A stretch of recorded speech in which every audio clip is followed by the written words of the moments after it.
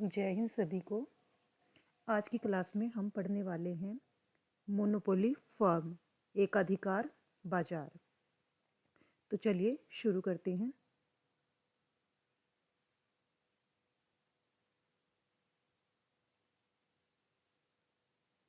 एकाधिकार बाजार क्या होता है? सबसे पहले आपको इसका मीनिंग लिखना होगा। एकाधिकार ग्रीक भाषा के मोनोपोलियन शब्द से लिया गया है और जिसका अर्थ है बिक्री का एकमात्र एक अधिकार, यानी कि किसी वस्तु को बेचने का अधिकार केवल एक ही विक्रेता के पास है।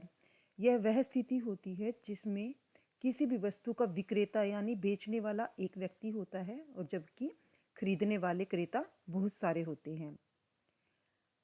और विक्रेता जिस वस्तु को बेच रहा है उसका कोई निकटतम स्थानापन्न नहीं होता, यानी उसकी वस्तु की जगह कोई और वस्तु यूज नहीं की जा सकती। क्योंकि एकाधिकार बाजार में एकमात्र विक्रेता होता है, इसलिए न ही उसके कोई प्रतिद्वंदी होते हैं और न ही उसके साथ प्रतियोगिता करने वाले कोई दूसरे विक्रेता होते हैं। और इसके मुख्य उदाहरण हैं बिजली बोर्ड से आप जो बिजली प्राप्त कर रहे हो वो, और आप यात्रा भारतीय रेलों में जो यात्रा करते हो वो। तो ये दोनों एकाधिकार के ही उदाहरण हैं। मीनिंग लिखने के बाद फिर आपको लिखनी है इसकी विशेषताएं। एकाधिकार बाजार की विशेषताएं। तो यहाँ पे मैंने पॉइंट्स कवर किए हैं, आप लोगों को इनके अंदर दो दो लाइनें ऐड करनी हैं। तो सबसे पहली विशेषता है एक विक्रेता और अनेक क्रेता, one seller and large number of buyers. इसकी इस विशेषता से पता चल रहा है कि एकाधिकार बाजार में किसी वस्तु का केवल एक ही विक्रेता होता है जबकि खरीदने वाले क्रेता बहुत सारे होते हैं। दूसरी विशेषता है निकट प्रतिस्थापन का अभाव, नो क्लोज सब्स्टिट्यूट्स। एकाधिकारी की जो वस्तु होती है, विक्रेता की जो वस्तु है, उसका कोई भी निकटतम स्थानापन्न नहीं होता। निकटतम स्थानापन्न बोलते हैं कोई भी वह वस्तु जिसको उस वस्तु की जगह यूज किया जा सकता है, पर इस बाजार में ऐसी कोई दूसरी वस्तु नहीं होती। प्रवेश पर प्रतिबंध, क्योंकि restrictions on the entry of new forms. क्योंकि किसी भी वस्तु का एकमात्र एक ही विक्रेता है, इसलिए नई फर्में बाजार में प्रवेश नहीं कर सकती। चौथी विशेषता मूल्य निर्धारक, प्राइस मेकर। क्योंकि वस्तु का विक्रेता ही एक है और उसकी जैसी वस्तु बेचने वाला कोई और विक्रेता नहीं है, इसलिए वह अपनी वस्तु के मूल्य का निर्धारण खुद करता है। खुद ही अपनी वस्तु का मूल्य डिसाइड करता है कि उसे कितना रखना है। और कीमत विभेद, अगली विशेषता है कीमत विभेद, प्राइस डिस्क्रिमिनेशन।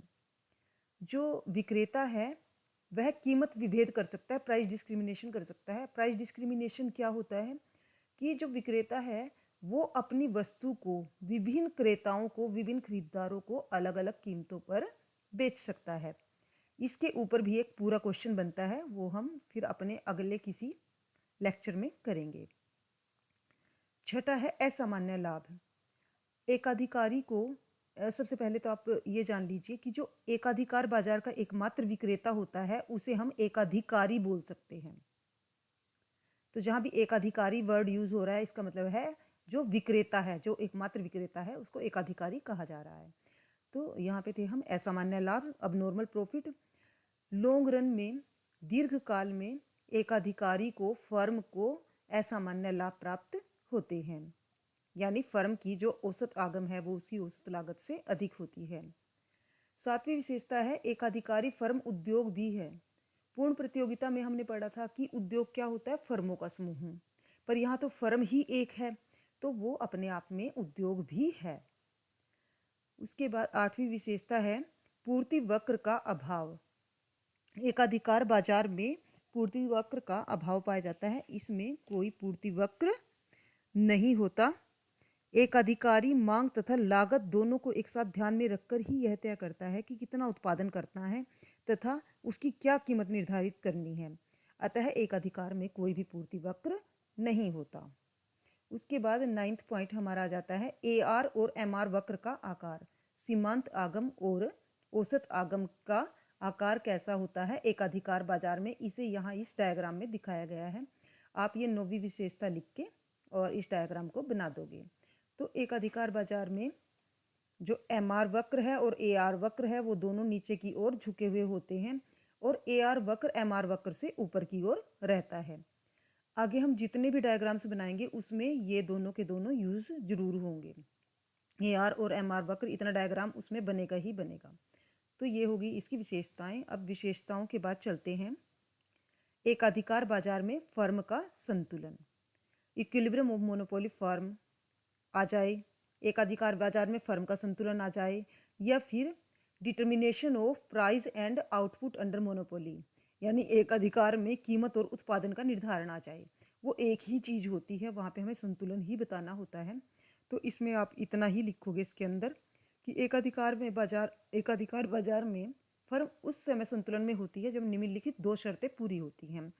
कौन सी दो शर्तें? सीमांत आगम और सीमांत लागत एक दूसरे के बराबर होने चाहिए, यानी कि M R should be equal to M C. और दूसरी शर्त क्या होती है? जो एम सी वक्र है वो एम आर वक्र को नीचे से काटे। M C cuts M R from below, और इसे हम इस रेखा चित्र से दिखाते हैं। तो यहाँ पे इस तरफ हमने, ये आपका ओ एक्स एक्सिस हो जाता है, ये वाई एक्सिस हो जाता है, और इधर प्राइस लिया गया है। इधर ही आपकी आगम लागत सब इस साइड ही हम लोग लेते हैं, और नीचे आ जाता है आउटपुट या क्वांटिटी। तो वो जो ए आर और एम आर वक्र है मैंने कहा था वो आपके हर डायग्राम में बनेंगे। तो सबसे पहले आपको वो अपने ए आर और एम आर वक्र बना लेने हैं। उसके बाद मार्जिनल कॉस्ट कर्व भी आपको एक यहाँ से ड्रॉ कर देना है। ऐसे ही आपका एम सी वक्र हो गया। तो देखो कंडीशन देखते हैं, कंडीशन क्या थी? M R should be equal to M C. तो हम देखते हैं एम आर हमारा कौन सा है? ये वाला एम आर है, और एम सी हमारी क्या है? ये है। तो ये दोनों कहाँ पे एक दूसरे के बराबर है? ई बिंदु पर, यहाँ पे ये दोनों कहाँ बराबर है? ई बिंदु पर। तो एकाधिकारी फर्म ई बिंदु पर संतुलन में होगी। यह संतुलन बिंदु है। तो ई संतुलन बिंदु है, ओ क्यू संतुलन उत्पादन है, और ओ पी संतुलन कीमत होगी। तो इसमें आपको क्या करना है? यहाँ पे जो संतुलन बिंदु है यहाँ पे स्केल रख के यहाँ से ऊपर तक पूरी लाइन ऐसे मिला देनी है। कहाँ तक? ए आर वक्र तक। न कि आपको इसको इधर ले जाना है, नहीं, आपको ये लाइन ऊपर तक लेके जाके इधर मिला देनी है। उससे हमारी कीमत आ जाती है हमारे पास ओ पी। तो एक अधिकारी ने निर्धारित कर लिया कि वो ओ क्यू मात्रा का उत्पादन करेगा और उसे ओ पी कीमत पर बेचेगा। कीमत कितनी होगी वो सिर्फ ए आर वक्र से ही पता चलेगी। तो इस तरह से हमने संतुलन देख लिया। जहाँ पे एम आर और एम सी बराबर होते हैं वहाँ पर फर्म संतुलन में होगी। तो इतना ही आपको इसके अंदर लिखना है। अब उसके बाद चलते हैं फर्म का संतुलन देखते हैं। वो तो हमने संतुलन की शर्तें देखी हैं कि फर्म कहाँ संतुलन में होगी। अब फर्म के संतुलन का अध्ययन दो स्थितियों में किया जा सकता है: अल्पकाल में फर्म का संतुलन और दीर्घकाल में फर्म का संतुलन, यानी short run equilibrium and long run equilibrium. तो इनको वन बाय वन एक्सप्लेन करना है फिर आपको। अल्पकाल में फर्म का संतुलन, शॉर्ट रन इक्विलिब्रियम, इसमें भी सिर्फ आपको यहाँ पे इतना ही लिखना है कि अल्पकाल में एक अधिकार में फर्म को निम्नलिखित तीन स्थितियां प्राप्त हो सकती हैं। तीन में से वो किसी भी स्थिति का सामना कर सकता है। असामान्य लाभ भी उसे प्राप्त हो सकते हैं, सुपर नॉर्मल प्रॉफिट, उसे सामान्य लाभ भी प्राप्त हो सकते हैं यानी कि नॉर्मल प्रॉफिट, और उसे हानि भी उठानी पड़ सकती है, मिनिमम लॉस भी उसे उठाना पड़ सकता है। फिर आपको इनको एक्सप्लेन करना है एक एक करके। सबसे पहले देखते हैं असामान्य लाभ, सुपर नॉर्मल प्रॉफिट। तो इसके अंदर भी आपको थोड़ा सा लिख के और डायग्राम बनाना है, और लिखना कितना है कि एकाधिकार बाजार में फर्म को असामान्य लाभ उस समय प्राप्त होते हैं जब फर्म की औसत आगम उसकी औसत लागत से अधिक होती है, यानी कि A R is greater than A C, average revenue is greater than average cost. औसत आगम क्या है? औसत लागत से अधिक है, और इसे निम्नलिखित रेखा चित्र द्वारा दिखाया गया है। बस इतना लिख के आप लोग अपना डायग्राम बना दोगे। अब ये डायग्राम देखो, उतना मैंने आपको कहा था कि ए आर और एम आर वक्र आपको बनाने ही है। तो सबसे पहला काम क्या होगा? आपका एक्सिस खींचने के बाद आप लोग अपना ए आर और एम आर वक्र ड्रॉ कर लोगे। उसके बाद संतुलन निकाल लोगे। एम सी वक्र आपको ये खींचना है। तो ये एम सी वक्र खींचने के बाद आप संतुलन ज्ञात करोगे पहले ई बिंदु पर। अब संतुलन आ गया क्योंकि यहाँ पे M R is equal to M C है। उसके बाद वही ये खींचने के बाद यहाँ ई बिंदु संतुलन बिंदु है, इस पे स्केल रख के आप इस लाइन को ए आर वक्र तक मिला दोगे, और इधर निकल के आपका ओ पी आ जाएगा, कीमत आ जाएगी। तो संतुलन की स्थिति में उत्पादक OM मात्रा का उत्पादन कर रहा है, उसे OP कीमत पर बेच रहा है। तो ये हमारे पास AR तो आ गया, क्योंकि AR वक्र को जहाँ पे ये लाइन काट रही है उतना क्या है, एवरेज रिवेन्यू, औसत आगम है उत्पादक की, MB के बराबर। MB के बराबर क्या है, औसत आगम। पर हमें तो औसत लागत का भी पता होना चाहिए, तभी तो पता चलेगा औसत आगम उससे ज़्यादा है या कम है। तो इसके लिए हमें एवरेज कॉस्ट कर्व को खींचना है। ये यू शेप का होता है और इसे आपको औसत जो आगम वाली लाइन है उससे नीचे ऐसे खींचना है, यानी कि उसकी नीचे से ऐसे जाए तो आप एवरेज कॉस्ट कर्व ऐसे खींच दोगे। और ध्यान रखना है जो यू शेप का होता है, जब ये MC वक्र को जहां भी काटेगा, जहां भी, वो उसका मिनिमम बिंदु होना चाहिए, उसके बाद AC वक्र ऊपर की ओर उठना शुरू हो जाएगा। तो ये तो था, इसको कैसे बनाते हैं वो हमने पिछले सेमेस्टर में भी किया है। हम मेनली देखते हैं कि E संतुलन बिंदु है और इस पर BM क्या है, AR यानी कि एवरेज रिवेन्यू, औसत आगम। औसत लागत कितनी है, जहां इस लाइन ने लागत वक्र को काटा है, यानी कि हमारी आगम कितनी है, लागत कितनी है, वो सारा हमारा इस लाइन पे ही हमें दिखता है। तो जहां इसने AR वक्र को काटा है तो हमारी होगी औसत आगम, जैसे BM हमारी औसत आगम। जहां इसने लागत वक्र को काटा है वो है हमारी औसत लागत। तो क्योंकि औसत आगम हमारी, औसत आय BM है और औसत लागत AM है, तो यानी कि आगम हमारा ज़्यादा है, लागत कम है। तो जो ये एरिया बचा है BA के बराबर क्या हुए, असामान्य लाभ, सुपर नॉर्मल प्रॉफिट। ये तो प्रति इकाई है, और अगर इसे हम ऐसे पूरा बॉक्स बना देते हैं तो ये शेडेड एरिया हमारे कुल असामान्य लाभ को दिखा रहा है। उसके बाद सामान्य लाभ। सामान्य लाभ एक अधिकारी तब प्राप्त करेगा जब उसकी औसत आगम और औसत लागत एक दूसरे के बराबर होंगी। औसत आय या आगम एक ही बात है बेटा, यानी एवरेज रिवेन्यू और एवरेज कॉस्ट एक दूसरे के बराबर होगी।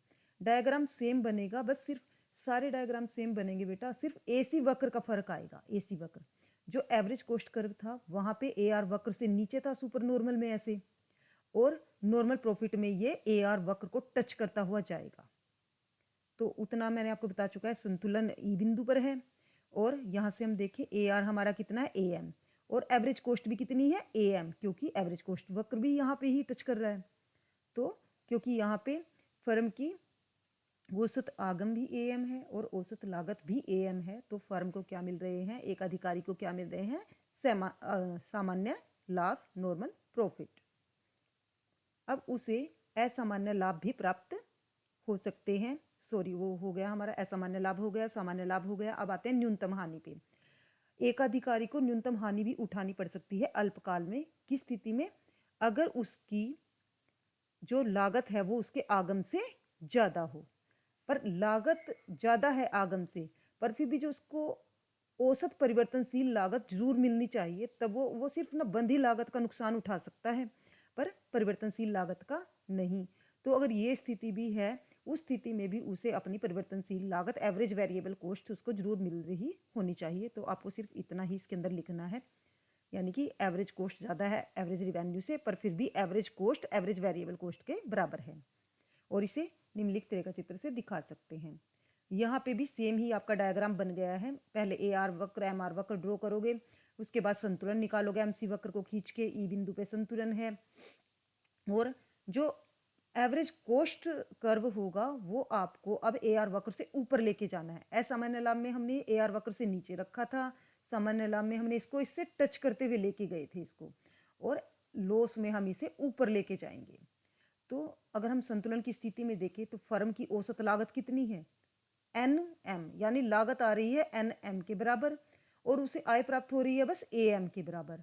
तो NA क्या है, उसका प्रति इकाई लॉस, हानि, और कुल हानि है उसकी NP1PA, यानी कि ये जो शेडेड एरिया है ये उसकी कुल हानि है। पर ये यहाँ पे भी उसकी औसत आगम कितनी है, AM, और उसकी औसत परिवर्तनशील लागत क्या है, AM, यानी कि उसे औसत परिवर्तनशील लागत भी मिल रही है। यहाँ पे चाहे उसे हानि हो रही है, परिवर्तनशील लागत तो मिल ही रही है, सिर्फ ये जो बंधी लागत थी इसी की हानि हो रही है। अगर आपको सही तरीके से बताएं आप कैसे आसानी से इसे याद रख सकते हो, तो जो आपने एवरेज कोस्ट कर्व बनाया है ये आपने AR वक्र से बनाया, ऊपर बनाया है, और जो एक ही एवरेज कॉस्ट कर्व आप इसको टच करते हुए, जैसे हमने नॉर्मल प्रॉफिट में बनाया था, ऐसे बना दोगे और इसका नाम दे दोगे एवरेज वेरिएबल कॉस्ट कर्व। तो इस तरह से आपका जो P1NAP एरिया है वो दिखा रहा है आपके मिनिमम लॉस को। अब दीर्घकाल में फर्म का संतुलन। दीर्घकाल में एकाधिकारी को केवल असामान्य लाभ ही प्राप्त होते हैं, यानी फर्म की औसत आगम उसकी औसत लागत से अधिक होती है। और यहाँ पे आपको क्या करना है बेटे, जो हमने असामान्य लाभ वाला अपना वो बनाया था, ये वाला डायग्राम, सेम यही आपको बना देना है, क्योंकि उसे क्या मिल रहे हैं वहाँ पे, असामान्य लाभ। तो यहाँ पे आप वही असामान्य लाभ वाला डायग्राम अपना बना दोगे। बस यहाँ की एमसी को आपने क्या लिख देना है, LMC, यानी कि लॉन्ग रन की एमसी। AC को क्या लिख देंगे हम, LAC, लॉन्ग रन AC। बाकी सारा डायग्राम सेम रहेगा और ये दिखा रहा है कि देखो लॉन्ग रन में फर्म को असामान्य लाभ प्राप्त हो रहे हैं। उसके बाद सीधा कंक्लूजन। कंक्लूजन में आप अपने जो भी आपने पूरा क्वेश्चन किया है उसकी कोई भी 2-4 लाइनें उठा के आप यहाँ पे लिख सकते हो। जैसे मैंने यहाँ पे ये नोट ऐड किया है, एकाधिकार बाजार वह बाजार है जहाँ पे किसी भी वस्तु के या सेवा के सिर्फ एक ही विक्रेता होता है, पर क्रेता बहुत सारे होते हैं, उसका कोई निकटतम स्थानापन्न नहीं होता, बाजार में नई फर्मों के प्रवेश पर प्रतिबंध होता है, जिससे विक्रेता का कीमत और पूर्ति पर पूरा नियंत्रण होता है। इसी के साथ ही हमारा ये कंप्लीट क्वेश्चन तैयार हो जाता है, जिसे आप सिर्फ इतना इतना लिखोगे तो आपको ये अपने लिए एक पूरा नोट्स टाइप क्वेश्चन मिल जाएगा। तो इसी के साथ ही जय हिंद, थैंक यू।